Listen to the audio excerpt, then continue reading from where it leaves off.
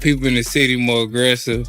They'll ask for a picture and, ask for different stuff, when you with your kids. And people around here, they may talk to me and say good luck on my fight and things like that. But, they don't really just bother me too much. You might have, few people that may, ask for pictures and things like that. But most of the time, people just, real respectful and just, congratulate me or say good luck on your fight and things like that. Or win your next fight.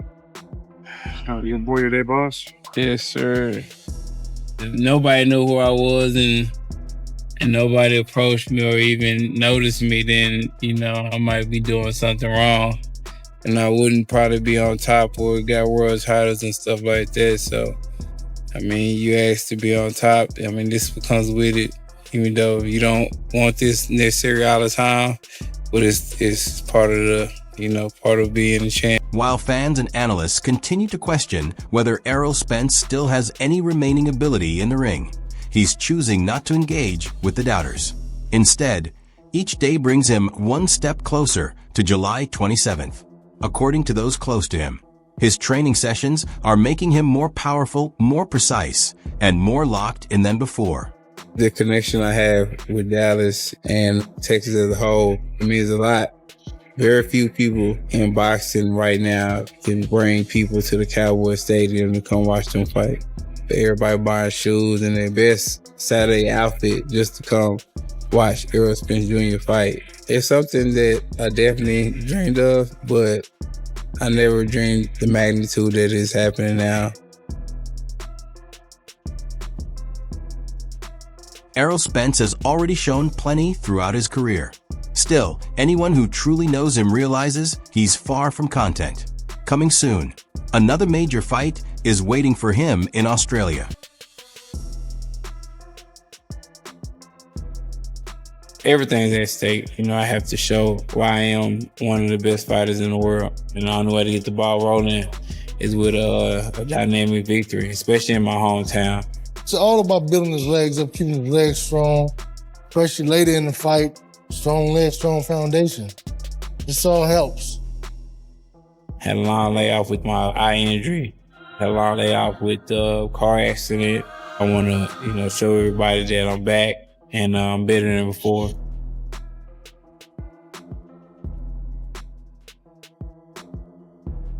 Every day you have the day to get better.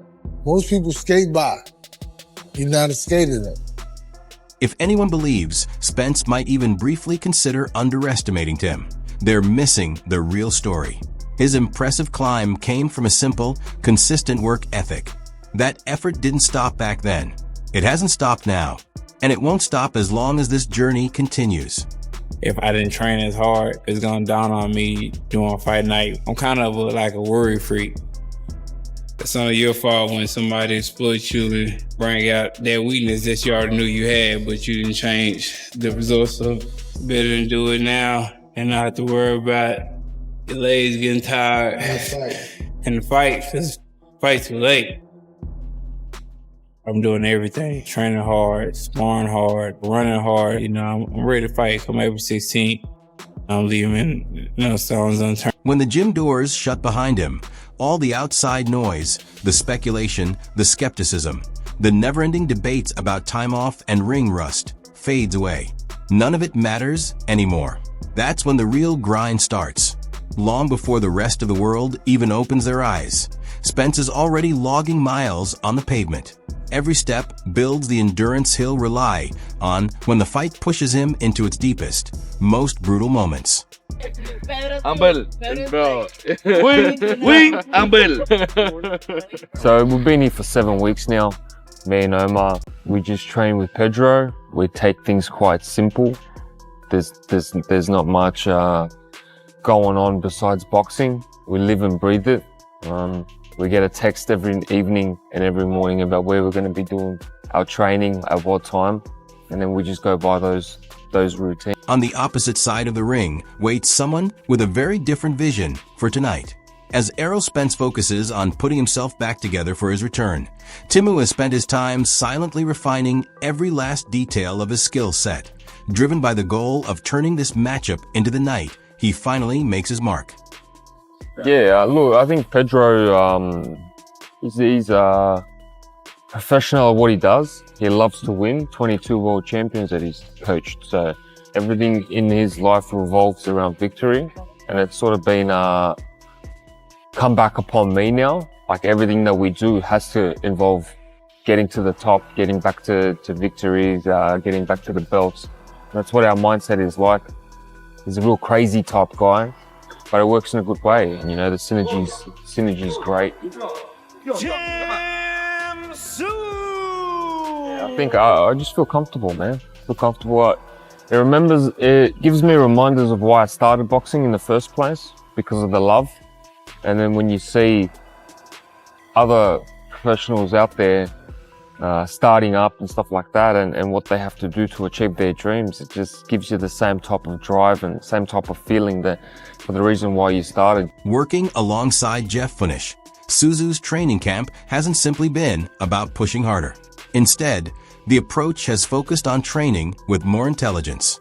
According to reports, the main priority has been fixing the defensive weaknesses that created trouble in his more recent bouts, keeping his right hand positioned higher, enhancing his head movement, and picking his attacking moments more carefully, all without sacrificing the relentless style that first earned him a spot among the world's top contenders. Inside those gym walls, every practice session has centered on discipline, breaking down footage, and ironing out errors before they turn into serious problems when it's time to fight. What people have to do to try and make it, I think that simplicity comes from that. So there's no flashiness this camp, there's none of these madhouses and stuff like that. It's simple. We come here to do a job, boxing, and that's how it should have always been, and that's how it is right now. I'm just so focused on what I've got to do. Even the noise about all the future stuff as well, it's not there. But here's what makes Tszyu a real threat. He isn't trying to turn into someone completely new. That same relentless pressure, that grit, and that ability to keep moving forward through danger, it's all still there. The only change is that he now wants to deliver those strengths with sharper accuracy and more control. And on top of that, Tszyu has opened up about finding his love for boxing again. When you mix that kind of renewed passion with confidence and a real hunger to win, it becomes a seriously dangerous combination. Come July 27th, he won't simply be aiming to defeat Errol Spence. His goal is to send a clear message that the next era in the 154-pound division belongs to him.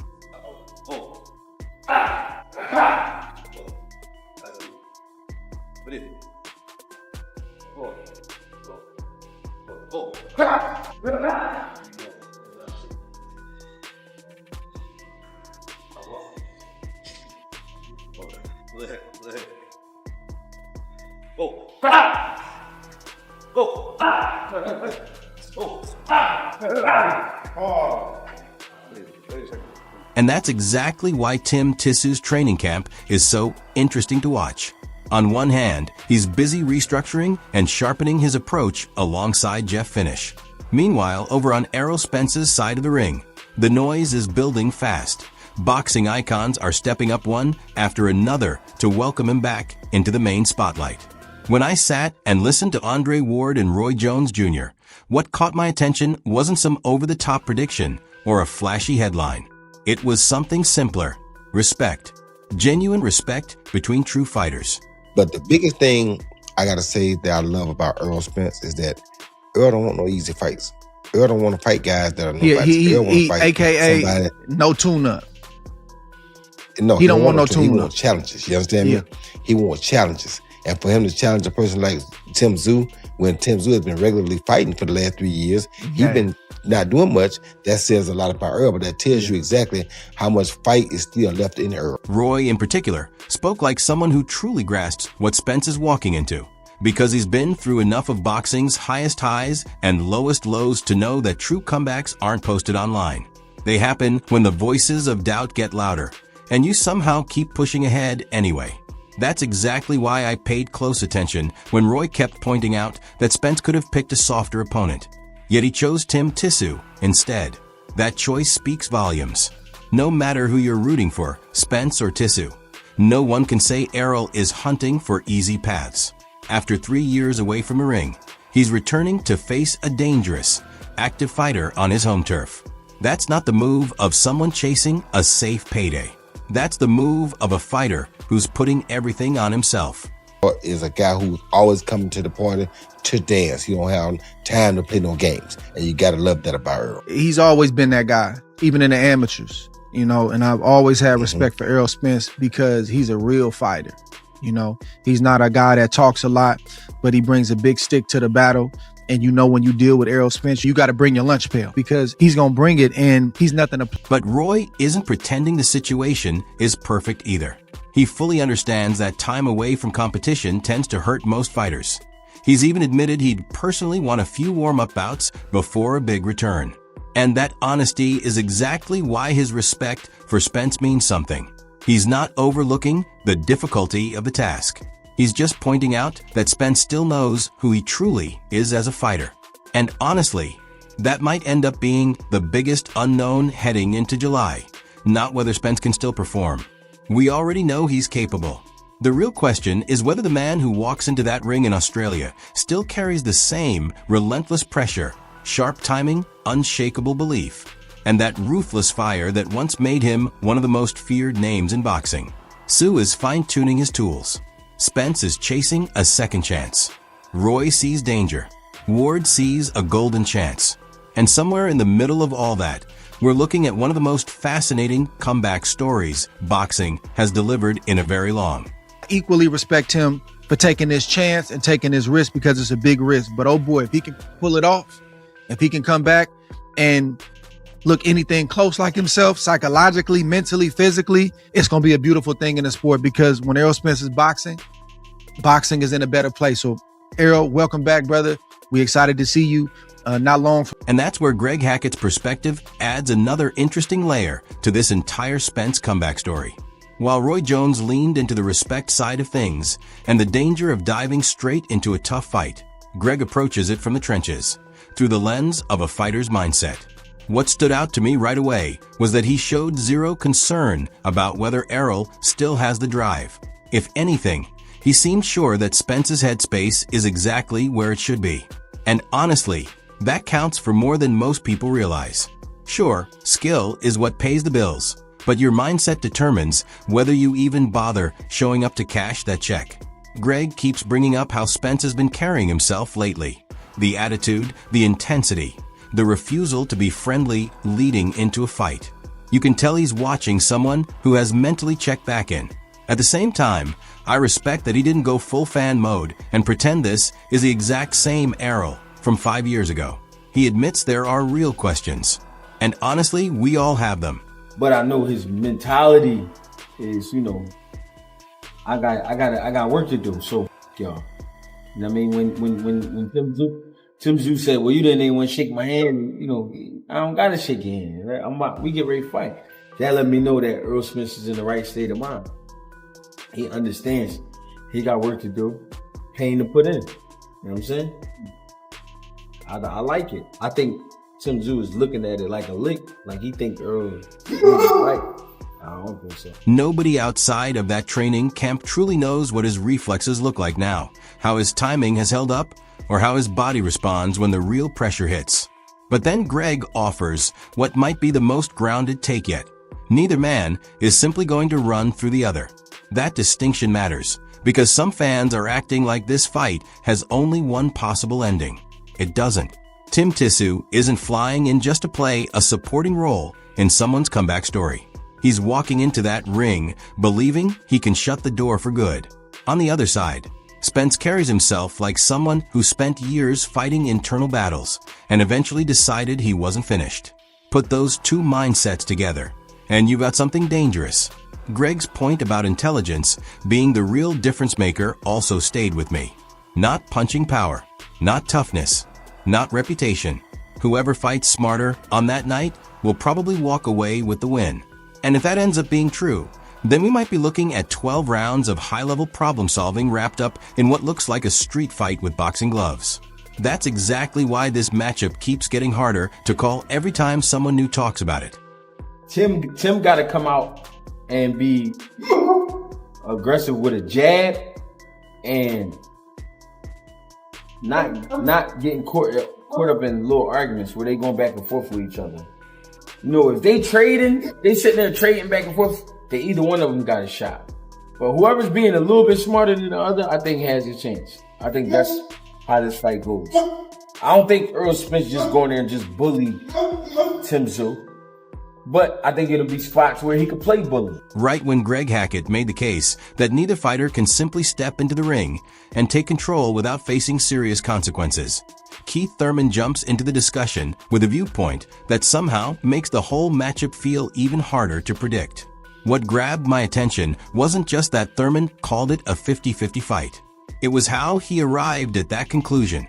Greg had been focused on in-ring intelligence and who could make the sharper adjustments, while Keith looks at both men like two former champions trying to convince the boxing world they still deserve a seat at the table.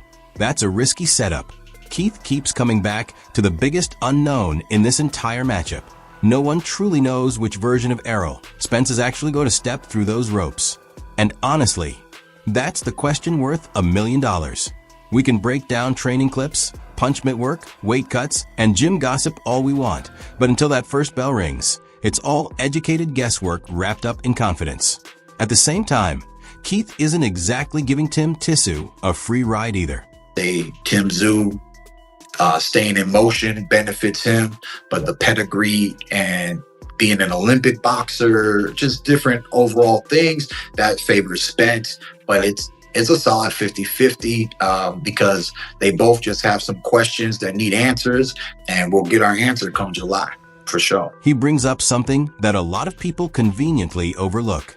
Tim carries his own battle scars. As much as everyone talks about Spence being inactive, Tszyu has endured some punishing nights in the ring as well. And those experiences don't just vanish simply because you're the one who's been fighting regularly. That's why I keep shaking my head when fans act like one guy is walking in as a fresh video game character, while the other is barely holding a charge. Reality is never that clean. Then Keith delivers what might be the most compelling point of all: pedigree against activity. Tszyu has the current run of wins. Spence has the track record. Tim has recent fight footage. Spence has proven he can perform at a level that Tim has never consistently reached. And somewhere right in the middle of all that sits a fight that feels less like a comeback story and more like an elimination bout for relevance. One man walks out of Australia with forward motion, big opportunities, and front-page stories. The other walks out carrying even heavier questions than when he arrived. That's exactly why this matchup has turned into can't-miss television. As the fight gets a little closer, if I watch mitt work, I'd like to see some more, if he's with Ronnie and stuff. I respect Ronnie. I knew what Ronnie was doing back when I was in the amateurs. So me and Ronnie Shields, we go way back. So I respect Ronnie, what he brings to the table, how he works with fighters. So I would like to see, some of that mitt work. I remember watching a lot of Ronnie Shields' mitt work, see what he's doing with Spence, see if there's anything that really seems different. So this is where we stand. Errol Spence is searching for a comeback after years on the sidelines, while Tim Tszyu aims to show that the division's future runs through him. One camp believes that Spence's track record, big fight experience, and champion's mindset will be enough to get him across the finish line. The other side argues that Tszyu's recent activity, building momentum, and raw desire will prove too much to handle. The honest truth is, no one really knows which version of either fighter will actually appear once that opening bell sounds. And that's exactly what makes this matchup so compelling. It's no longer simply about victory or defeat. It's about proving who still deserves a seat at the table when the stakes have never been higher. Now, I want to hear from you. Do you agree with Keith Thurman that this is a true 50-50 fight? Does Errol Spence still have enough gas in the tank for one more title run? Or is Tim Tszyu ready to take charge and close the book on one of boxing's biggest names? Drop your thoughts in the comments. Let's get a real conversation going. And as always, don't forget to like, share, and subscribe to Boxing Headquarters. I'll catch you in the next one.